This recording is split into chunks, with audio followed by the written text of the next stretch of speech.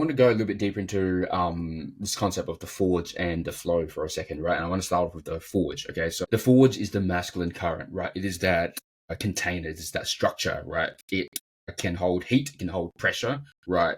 It can withstand, and it embodies discipline to turn chaos into signal, right?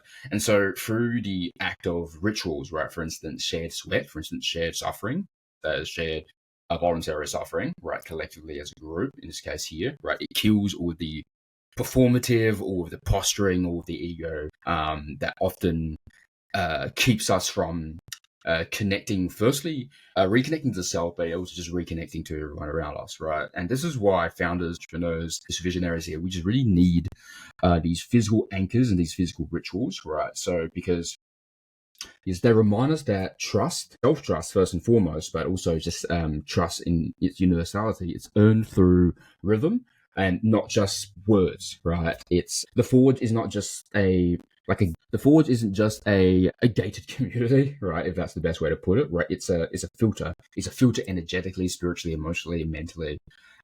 Right. It's essentially discipline censored, right? So it's not gatekeeping for any sense of any hierarchical sense, right? So only those who are willing to enter the fire, right? Only those who are willing will feel like they belong there and they feel where they will resonate, right? And it self-selects the people who don't resonate out by default, by a matter of its existence, yeah? And when you look back through history and you look back through tribes, communities, and how these movements have been formed, it shows up in the same patterns over and over and over again. So they say history doesn't often repeat, but it often rhyme. And so when we're talking about wanting to reverse engineer the patterns of history and the patterns of culture, it's a lot of times about seeing what has worked and what has had resonance throughout millennia, and then applying it to the modern context, the modern era in which you live in which you embody.